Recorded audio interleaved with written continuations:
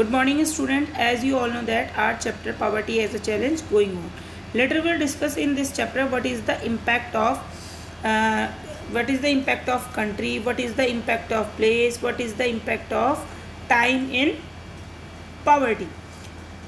Living in USA have not a car considered as a poor, but living in India having a car is considered as luxurious because United States is a developed country, and India is a developing country. So there is a huge difference between both of countries. So we can say that there is a great impact of time, place, and countries in the poverty.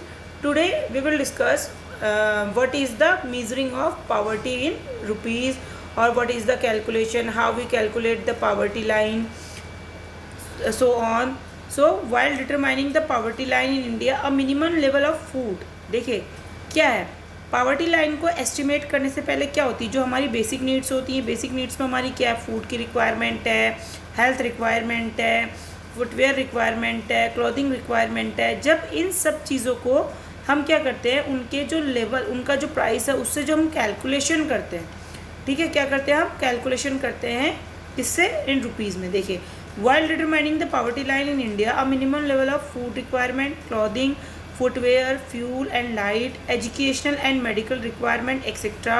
are determined for subsistence. हमें survive करने के लिए इन सब चीज़ों की ज़रूरत है. These physical quantities are multiplied. ये जो फिजिकल क्वांटिटीज़ होती हैं हम इसको मल्टीप्लाई करते हैं by their price in rupees, जो भी उनके प्राइजेज होते हैं रुपीज़ में. The present formula for food requirement while estimating the poverty line is based on the desired calorie requirement. और जो प्रेजेंट फार्मूला है फूड रिक्वायरमेंट का, ये कैसे एस्टिमेट होता है कि कितनी क्या चाहिए होती है, कितनी कैलोरी रिक्वायरमेंट है. देखिए जैसे हमने पढ़ा था ना कि अर्बन एरिया का जो पावर्टी होती है वो डिफरेंट होती है रूरल एरिया से, इसी तरह जो कैलोरीज रिक्वायरमेंट होती है इनमें भी डिफरेंसेस होता है, किसमें, अर्बन केस में और रूरल केस में. Food items such as cereal, pulses, vegetables, milk, oil, sugar together provide these need calories. हम अपनी डाइट में जो भी इंक्लूड करते हैं, चाहे वो चपाती हो, चाहे वो राइस हो, चाहे वो पल्सेस हो, चाहे वो सीरियल्स हो, तो ये सारी चीज़ें मिलके क्या देती हैं, हमें कैलोरी देती है ना. हम अपने जितने भी फिजिकल वर्कआउट करते हैं वो only because of these calories, इन्हीं कैलोरीज की वजह से हम अपने फिजिकल वर्कआउट को कंप्लीट कर पाते हैं. और ये फिजिकल कैलोरीज हमें मिलती कहाँ से है, जो भी चीज़ें हम अपने डाइट में इनहेल करते हैं. The calories needs very depend. देखिए जो कैलोरीज है वो किसके ऊपर डिपेंड करती है, डिफरेंट एज के ऊपर, डिफरेंट सेक्स के ऊपर, और different types of work that a person does, जो कि करता है. देखिए अगर हम एज की बात करें, ठीक है, तो जो वर्किंग क्राइटेरिया का वर्किंग एज होती है उसमें कैलोरीज की ज़रूरत ज़्यादा होती है. सेक्स की अगर हम बात करते हैं तो मेल में कैलोरीज ज़्यादा चाहिए होती है कंपैरिजन टू फीमेल. अगर हम बात करते हैं वर्क के बेसिस पे, तो जो हैवी वर्क करते हैं उनको कैलोरीज ज़्यादा चाहिए होती हैं, और जो लाइट वर्क करते हैं उनको कैलोरीज कम चाहिए होती हैं. अब देखिए इंडिया में जो कैलोरीज की जो नीड है पर person per day rural areas में है 2400. कितनी है पर पर्सन पर डे 2400. और अर्बन एरियाज़ की अगर हम बात करते हैं per person per day 2100. In rural areas 2400, in urban areas that is 2100 calories per person per day in urban areas are required. Since people living in rural areas engage themselves. देखिए जो rural areas, देखिए अगर मैं आपको बात करती हूँ, एक हाउस की बात करते हैं, आपने देखा होगा जितने भी फार्मर फैमिली से बिलोंग करते हैं या जिनके भी फार्म हाउसेज हैं, ठीक है, तो उनके फार्म हाउसेज ज़्यादा बड़े होते हैं, bigger than urban areas house. जो अर्बन एरियाज़ के हाउसेज होते हैं उससे ज़्यादा बड़े होते हैं. तो अगर हम फिज़िकल एक्टिविटीज़ की बात करें तो फिज़िकल एक्टिविटीज़ की रिक्वायरमेंट ज़्यादा होती है कहाँ पर, जो हमारे रूरल एरियाज़ होते हैं, और फिज़िकल एक्टिविटीज़ कम होती है कहाँ पर, अर्बन एरियाज़, जो हमारे अर्बन एरियाज़ के घर होते हैं. Since people living in rural areas engage themselves in more physical work, calories requirement in rural areas are considered to be higher than urban areas, जो कि मैंने भी आपको बताया. द मॉनेटरी एक्सपेंडिचर पर capita needed for buying these calories requirement in terms of food grain etcetera. It is received periodically taking into consideration the rise in the price. ये कह रहा है जो मॉनेटरी एक्सपेंडिचर है per capita needed for buying, इन सब चीज़ों के ख़रीदने के लिए जो कैलोरीज़ की रिक्वायरमेंट होती है, फूड ग्रेन्स की रिक्वायरमेंट होती है, वो लगातार बदलती रहती है जैसे जैसे प्राइस बढ़ते हैं. अगर हम एक सर्वे की बात करें, जो सर्वे हुआ है 2011 में, यहाँ पे क्या किया है, पर पर्सन ये जो कैलकुलेशन हमने ऊपर की कि हमें क्या चाहिए, फुटवेयर चाहिए, हमें क्या चाहिए, फिज़िकल हमें कैलोरीज चाहिए, तो क्या है इन सब की ये जो हमने कैलकुलेशन की है, इसके बेसिस पे इन सब चीज़ों को ख़रीदने के लिए क्या किया है गवर्नमेंट ने, एक जो अमाउंट है वो फिक्स कर दिया है. रूरल में अलग, अर्बन में अलग. हमने केस पढ़े थे ना कि रूरल जो एरियाज़ हैं वहाँ पे कैलोरीज़ की रिक्वायरमेंट ज़्यादा होती है और जो अर्बन एरियाज़ हैं वहाँ पे कैलोरीज़ की रिक्वायरमेंट कम होती है. लेकिन उसके बावजूद there is a lot of difference between the cases of urban areas and rural areas. How can we say that? We can take a example of dairy, we can take example of milk. देखिए जो urban areas हैं वहाँ पे milk किसके through लाया जाता है, milk man के थ्रू लाया जाता है. और मिल्क मैन मिल्क कहाँ से लाता है, रूरल एरियाज़ से मिल्क लाता है. तो रूरल एरियाज़ में जहाँ 20 रुपीज़ पर लीटर आपको मिल्क मिलेगा, वहीं अर्बन एरियाज़ में वो 40 रुपीज़ लीटर हो जाएगा. क्यों? क्योंकि जो मिल्कमैन मिल्क लेके आ रहा है वो भी अपना जो आने जाने का एक्सपेंशन है उसको भी तो बियर कर रहा है, वो तो वैसे कि वो आपको थोड़ा बहुत ज़्यादा देगा. So on the basis of this calculation for the year 2011 and 12 the poverty line for a person was fixed 816 rupees per month for the rural areas. Rural areas के लिए कितना फिक्स कर दिया गया है, 816 rupees. And for urban areas 1000 rupees. Urban areas के लिए कितना कर दिया गया है, 1000 rupees. Despite less calorie requirement, क्योंकि कैलोरी रिक्वायरमेंट कम है कहाँ पे, the higher amount for urban areas. Calorie requirement कम होने के बाद भी अर्बन एरियाज़ के लिए क्या है, क्या रखा है इन्होंने, हायर अमाउंट रखा है. Has been fixed because of the high prices of many essential product, क्योंकि यहाँ पे बहुत सारे प्रोडक्ट ऐसे होते हैं जो अर्बन एरियाज़ में ज़्यादा होते हैं. मैंने भी आपको एग्जाम्पल के थ्रू समझाया था. In this way in the year 2011 and 12 a family of 5 member, देखिए एग्जाम्पल दिया है 11 and 12 का. इसमें ये बताया गया है कि एक फैमिली के 5 मेंबर हैं जो रूरल एरियाज़ में हैं, रहते हैं, और उनकी जो अर्निंग है वो 4080 रुपीज़ से पर मंथ से कम है, और वो किस में आ रहे हैं, हमारे पॉवर्टी लाइन से नीचे आ रहे हैं. और सिमिलरली अ फैमिली, अगर हम 5 मेंबर्स की फैमिली की बात करते हैं अर्बन एरियाज़ में, तो उनका क्राइटेरिया कितना फिक्स किया गया है, 5000 per month to meet the basic requirement, कि वो अपनी बेसिक रिक्वायरमेंट कितने रुपीज़ में पूरी करेंगे, 5000. तो there is a difference between 5000 and 480, क्योंकि बहुत सारी ऐसे प्रोडक्ट्स हैं, एसेंशियल प्रोडक्ट्स हैं जो आपको अर्बन एरियाज़ में ज़्यादा एक्सपेंसिव होंगे comparison to rural areas.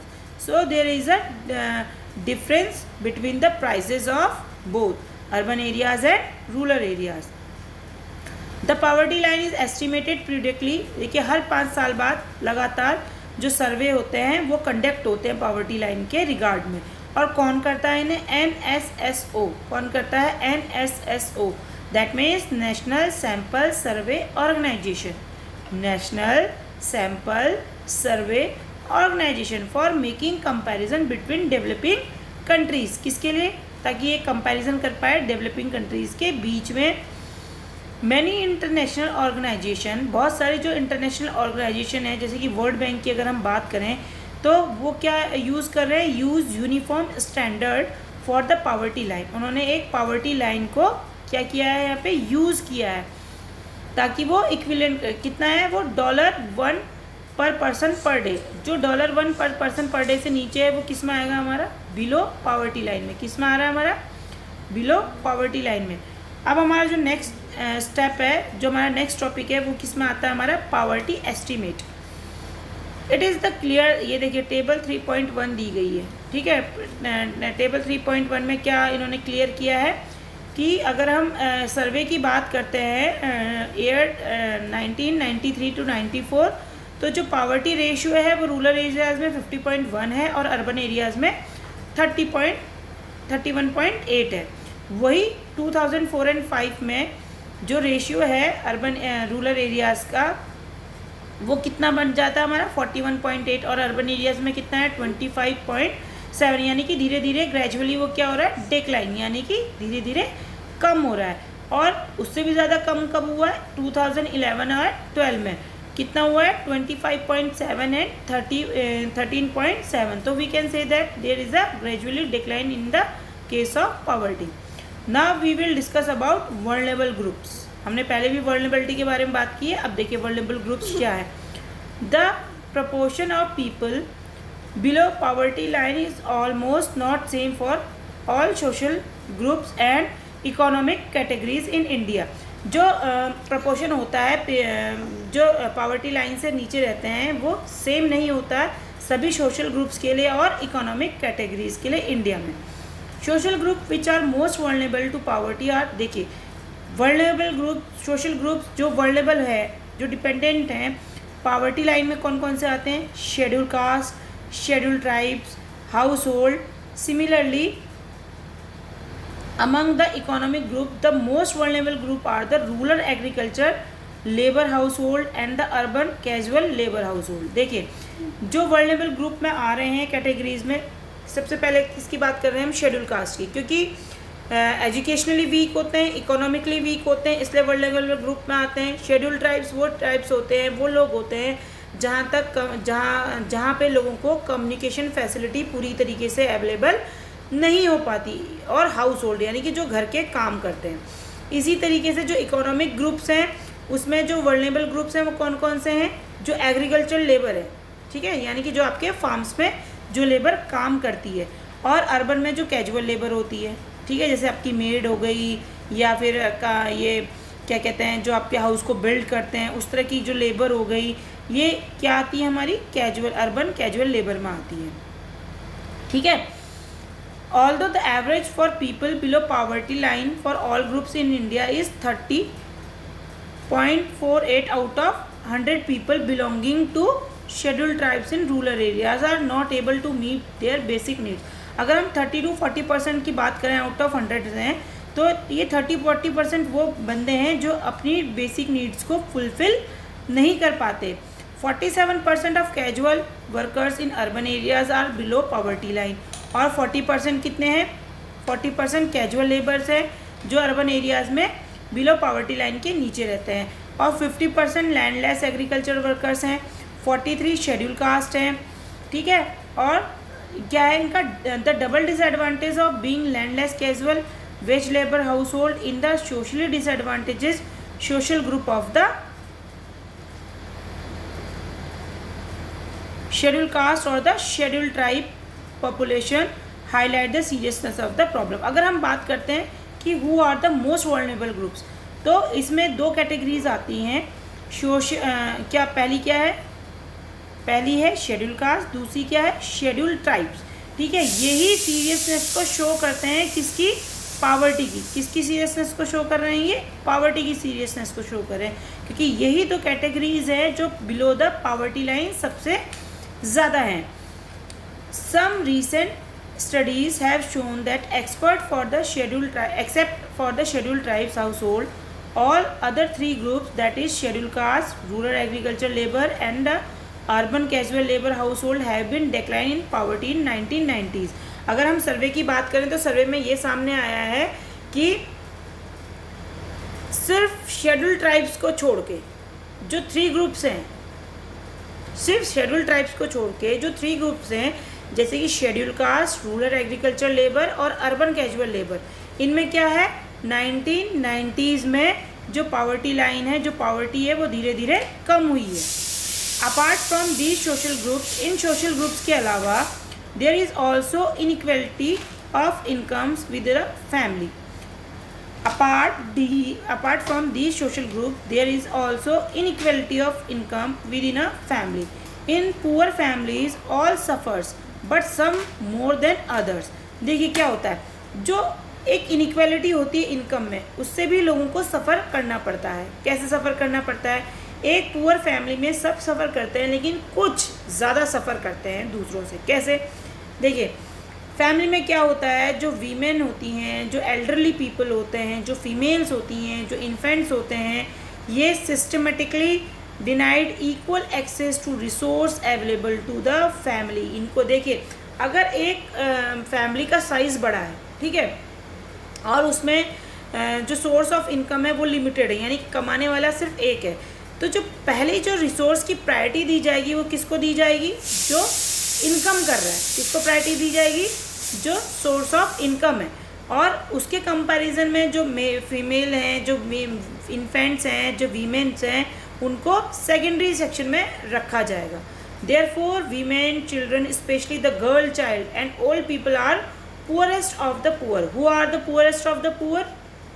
Women, children, especially the girl child, and old people are the poorest of the poor. ये किस में काउंट होते हैं हमारे? poorest of the poor. देखिए यहाँ पे एक स्टोरी दी गई है। स्टोरी किसकी है? ये स्टोरी ऑफ शिवरमन। अब तक आपको समझ में आया क्या था? इसमें ये बताया गया कि फैमिली के अंदर भी, अभी जो मैंने लास्ट आपको पैराग्राफ पढ़ाया है, इसमें ये दिया गया है कि फैमिली के अंदर भी जब इनकम की इनइक्वालिटी होती है, तब वहाँ भी शेड्यूल कास्ट, शेड्यूल ट्राइब्स या फिर हाउस होल्ड को छोड़ के भी एक कैटेगरी आती है, who are the poorest in poor. They are women, they are girl child, they are infants and they are old people are the poorest of the poor. Now there is a story of Shivraman. There is a story of Shivraman. Shivraman lived in a small village near Karur town in Tamil Nadu. Shivraman कहाँ रहता है? Karur town में रहता है, तमिलनाडु में, village में रहता है, ठीक है।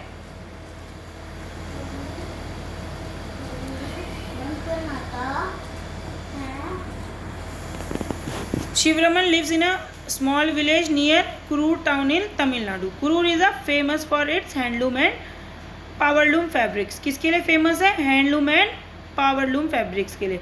There are 100 families in a village. कितनी फैमिलीज हैं? 100 family in a village. Sivaraman and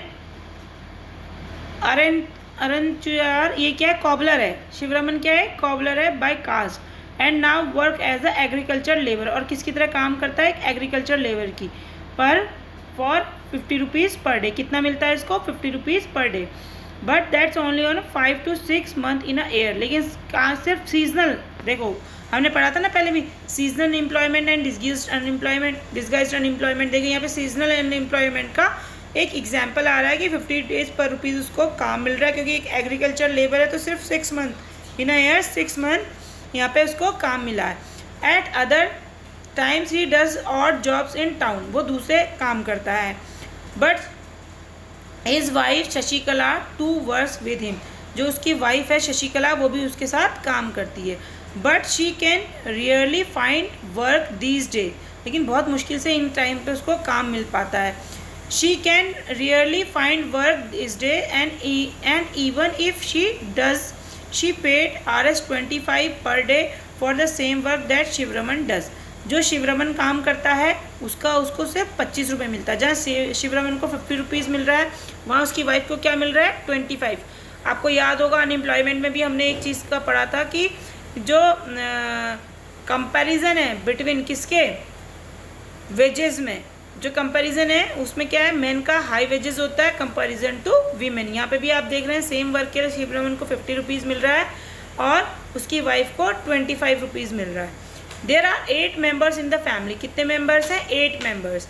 Sivaraman 65 old widow mother is ill and, उसकी मदर है, विडो है, बीमार है, needed to be help with her daily chores, जो उसको क्या है? अपने रोज़मर्रा के कामों को करने के लिए भी मदद की ज़रूरत पड़ती है।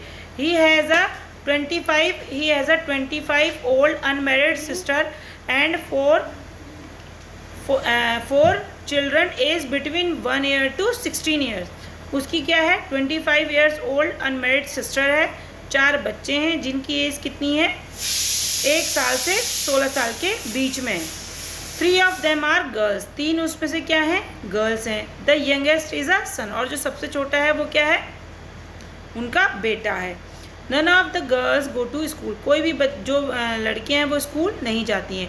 Buying books and other things for school going girls is a luxurious he can afford, luxurious he can't afford. Also he has to get them married at some point of time, so he doesn't want to spend on their education now. ऐसा क्या है कि कोई भी उसकी जो बेटी है वो कहाँ नहीं जाती है, स्कूल नहीं जाती है, क्योंकि क्या करना पड़ रहा है उसको, स्कूल जाना उनके लिए बहुत मुश्किल है, बहुत महंगा है और वो उसको अफोर्ड नहीं कर सकता है. और एक टाइम पे आके उसको क्या करनी है, उनकी शादियाँ भी करनी है और उस पर भी उनको पैसा खर्च करना है, तो वो उनकी एजुकेशन पे पैसा खर्च नहीं करना चाहता. His mother has lost interest in life and he is just waiting to die someday. उसकी माँ को अपने जीवन से प्यार ख़त्म हो चुका है, वो एक दिन मरना चाहती हैं. His sister and elder daughter take care of the household. Shivraman plans to send his son to school when he comes of age. His unmarried sister does not get along with his wife. Shashikala finds her a groom, but Shivraman can't find a suitable groom due to lack of money. Although the family has difficult in arranging 2 meals a day, Shivraman managed to buy milk once in a while, but only for his son. आपने देखा कि किस तरीके से जो girls की education थी उन पे ध्यान नहीं दिया गया. उसकी सिस्टर जो है वो अपनी वो उसकी वाइफ के साथ नहीं रहना चाहती है, और जो उसकी वाइफ शशिकला है वो वर्डन समझती है उसकी सिस्टर को और उसकी शादी करना चाहती है, लेकिन कोई भी सूटेबल उसको लड़का उसके लिए नहीं मिल पा रहा है. और जो शिव रमन है वो अपने बेटे को स्कूल भेजना चाहता है. ठीक है, जब वो स्कूल एज पे आ जाए वो उसके लिए मिल्क खरीदता है, लेकिन वो सिर्फ किसके लिए मिल्क खरीदता है, अपने सन के लिए मिल्क खरीदता है. तो आप यहाँ पे देख सकते हैं कि जो वर्नरेबिलिटी है वो हाउस के अंदर भी है, और कौन सफ़र कर रहा है. जैसे यहाँ पे शिवरमन की मदर सफ़र कर रही है, शिवरमन की डॉटर सफ़र कर रही हैं. तो we can say that schedule caste और शेड्यूल ट्राइब्स और एग्रीकल्चर लेबर के अलावा भी फैमिली के अंदर भी जो लोग हैं वो पॉवर्टी को फेस करते हैं. अब इसको यहीं पे हम फिनिश करते हैं. अब इसको आगे हम नेक्स्ट लेके चलेंगे. Okay, thank you very much.